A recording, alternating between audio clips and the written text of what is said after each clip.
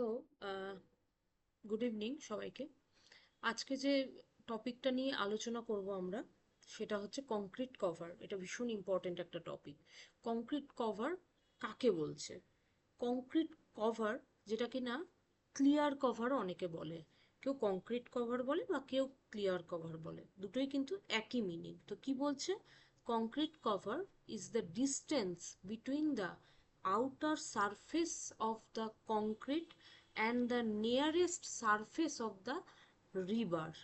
মানে যখন তুমি ধরো একটা কলাম তৈরি করছো, সেই কলামটাতে রিভার থাকছে এবং আউটার পোর্শনে কি থাকছে? কংক্রিট আউটার সারফেসে। তো কি বলছে যে outer surface of the concrete, কংক্রিটের যে আউটার সারফেসটা থাকছে, আর নিয়ারেস্ট সারফেস অফ দ্য রিনফোর্সিং, মানে রিনফোর্সিং স্টিল যে বারগুলো থাকবে, চারটে যে বার থাকে, ধরো একটা কলাম যদি নিই, সেখানে যে চারটে রিভার থাকছে, সেই রিভারের সারফেস আর কংক্রিটের আউটার সারফেসের মাঝখানের যে গ্যাপটা, সেই ডিস্টেন্সটাকে বলছে হচ্ছে concrete cover. Concrete cover is the distance between the, মাঝের কিন্তু ডিস্টেন্সটা কিসের মাঝে? Outer surface of the concrete and the nearest, মানে কংক্রিটের সারফেসটা তুমি নিলে একটা কলামের, সারফেস থেকে রিভারের সারফেসের মাঝের যে ডিস্টেন্সটা, এটাকেই বলছে হচ্ছে কংক্রিট কভার। কংক্রিট কভার, এবার প্রশ্ন হচ্ছে যে কংক্রিট কভার কেন আমরা দিই? না দিলেই বা কী হবে? এটা দেওয়ার কারণ রয়েছে। কি বলছে? It protects steel reinforcement from environmental effects and ensures durability. তোমরা সবাই জানো যে এনভায়রনমেন্টের কিন্তু একটা এফেক্ট রিনফোর্সমেন্ট বারে পড়ে। যদি তুমি ধরো ম্যারাইন স্ট্রাকচার, ম্যারাইন এনভায়রনমেন্টে কোনো স্ট্রাকচার বানাও, সেখানে কিন্তু রিনফোর্সমেন্টে কিন্তু তোমার কোরোশন হতে পারে, হওয়ার চান্সেসটা বেশি। ঠিক আছে? তো যদি তুমি কংক্রিট কভার না দাও, তাহলে সেক্ষেত্রে কি দেখা দেবে? সেখানে রিনফোর্সমেন্ট বারে কোরোশন দেখা দেবে ডিউ টু এনভায়রনমেন্টাল এফেক্ট। তাহলে কি হবে? যদি কোরোশন এফেক্ট দেখা দেয়, রিনফোর্সমেন্ট বারে, তাহলে রিনফোর্সমেন্ট বার তো ধীরে ধীরে ক্ষয়ে যাবে না? কোরোশন কি করবে? রিবারটাকে নষ্ট করে দেবে। তাহলে নষ্ট করে দিলে কি হবে? তার ডিউরেবিলিটি হারিয়ে যাবে স্ট্রাকচারের, তার স্ট্রেংথ নষ্ট হবে। সেই কারণেই কিন্তু আমরা এই কংক্রিট কভারটা দিই। It protects steel reinforcement from environmental effects and ensures durability. Okay, clear? এবার এটার পারপাস কি?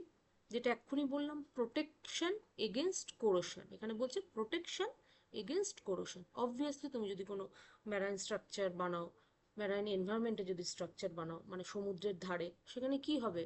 সেখানে কোরোশনের প্রবাবিলিটি চান্সেস বেশি থাকবে। তাহলে তোমার রিভারের কোরোশন হওয়ার পার্সেন্টেজ সেখানে হাই থাকবে। তো এবার যদি তুমি কংক্রিট কভার যদি না প্রোভাইড করো, তাহলে ডেফিনেটলি তোমার রিভার কিন্তু নষ্ট হয়ে যাবে। Protection against fire, bond strength between concrete and steel. Strength এখানে ম্যাটার করছে, এই কারণেও আমরা কিছুটা কংক্রিট কভার প্রোভাইড করি। Improve durability of the structure, স্ট্রাকচারের ডিউরেবিলিটি ইমপ্রুভ করছে। স্ট্যান্ডার্ড কোড রেফারেন্স, আমরা, তোমরা সবাই জানো যে আমরা যে আমাদের সিভিল যে স্ট্রাকচারগুলো হয়, সেগুলো অবশ্যই স্ট্যান্ডার্ড কোড রেফারেন্স অনুযায়ী আমরা কিন্তু মেনে চলি। উইদাউট কোড রেফারেন্স কিন্তু কোনো স্ট্রাকচার তৈরি হয় না। তো এখানে আমরা কোন কোড মেনে আমাদের স্ট্রাকচারটা তৈরি করব? আইএস 456/2000। সেখানকার ক্লজ 26.4.1-এ বলেছে দ্য মিনিমাম নমিনাল কভার। এবার হচ্ছে প্রশ্ন যে তুমি কতটা কভার দেবে একটা স্ট্রাকচার তৈরি করতে গেলে? কতটা কভার দেবে? কতটা মিনিমাম, মানে তার কম তুমি দিতে পারবে না, এটা তোমাকে দিতেই হবে।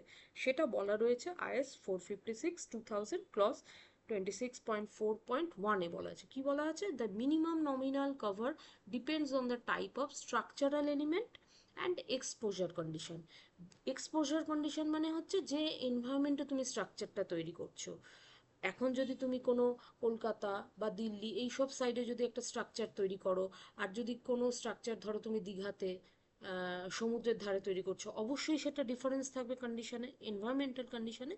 তো সেক্ষেত্রে তোমাকে আইএস কোড ফলো করে তোমাকে এখানে মিনিমাম কভার দিতে হবে। কি কি বলছে? যদি এক্সপোজার কন্ডিশন মাইল্ড হয় তাহলে তোমাকে মিনিমাম কভার 20 mm দিতে হবে। এটা কিন্তু বিভিন্ন ইন্টারভিউর প্রশ্নে আসে কিন্তু, যে মিনিমাম কভার কত। 20 mm হচ্ছে মিনিমাম নমিনাল কভার, এর কমে দেওয়া যাবে না। আইএস কোড তাই রেফার করছে আমাদেরকে। মডারেট এনভায়রনমেন্ট কন্ডিশন হলে 30, সিভিয়ার হলে মানে একটু পার্সেন্টেজ বেশি তোমার এনভায়রনমেন্টাল হ্যাজার্ডাস এফেক্টের, সেখানে 45, ভেরি সিভিয়ার হলে 50, এক্সট্রিম হলে 75। তো 20, 30, 45, 50, 75 এই ডেটাগুলো কিন্তু তোমাকে মনে রাখতে হবে। তুমি কিন্তু নিজের ইচ্ছে মতো কিন্তু নমিনাল কভার দিতে পারবে না। আইএস 456/2000 যা বলেছে, যেমনটা বলেছে সেই কভারই তোমাকে দিতে হবে। আরও কিছু কিছু জায়গায় বলা রয়েছে যে typical cover requirements for structural members, বিভিন্ন জায়গায় বলা রয়েছে যে স্ল্যাবের ক্ষেত্রে কত দিতে হবে, মিনিমাম কভার 20, ঠিক আছে। বিমের ক্ষেত্রে 25 to 40, ওকে। এবার এখানে কিছু বলা আছে যে generally 25 mm for internal beam, internal বিমের ক্ষেত্রে 25 mm দিতে পারো, কিন্তু 25-এর কমে তুমি বিমে দিতে পারবে না। এবার যদি নেক্সট আমরা কলামে যাই, সেখানে 45 দিতেই হবে, ঠিক আছে। ফুটিংয়ের ক্ষেত্রে 50, রিটেনিং ওয়ালের ক্ষেত্রে 40 to 50 ডিপেন্ডিং অন এক্সপোজার, ওখানেও এক্সপোজার ডিপেন্ড করছে। Water retaining structure 25 to 40 as per is 3370, যেরকমভাবে আমাদেরকে ইনস্ট্রাকশন দিয়েছে সেইভাবে আমাদেরকে কভার দিতে হবে। তো এই হচ্ছে কভারের, মিনিমাম কভারের কিছু ডেটা এখানে বলা রয়েছে according to is code. Next কি বলছে, ফ্যাক্টরস এফেক্টিং কংক্রিট কভার। কিছু কিছু ফ্যাক্টর রয়েছে যেগুলো এফেক্ট করবে কংক্রিট কভারকে। কি? Environmental exposure, obviously chemical effect থাকে, ময়েশ্চার এফেক্ট থাকে, সেগুলো এফেক্ট করবে okay. Concrete grade and permeability, obviously এখানে ওয়াটারের পারমিয়াবিলিটি কিছু ডিপেন্ড করছে, কংক্রিটের গ্রেড কিছু ডিপেন্ড করছে, টাইপ অফ স্ট্রাকচার, তুমি কীরকম structure requirement, fire resistance requirements, construction method and tolerance, এই কিছু ফ্যাক্টর কিন্তু এফেক্ট করছে কংক্রিট কভারকে।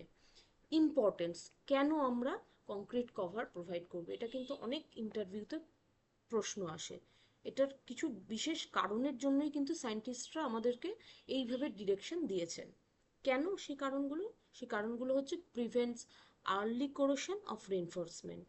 সবসময় যেটা বললাম যে তুমি মেরাইন এনভায়রনমেন্টে যদি স্ট্রাকচার তৈরি করো, সেখানে কোরোশনের প্রবাবিলিটি কিন্তু হাই। তো সেক্ষেত্রে কংক্রিট কভার কিন্তু মাস্ট, এবং অ্যাজ পার আইএস 456/2000 যেভাবে কংক্রিট কভার বলা রয়েছে সেরকমই তোমাকে কিন্তু দিতে হবে।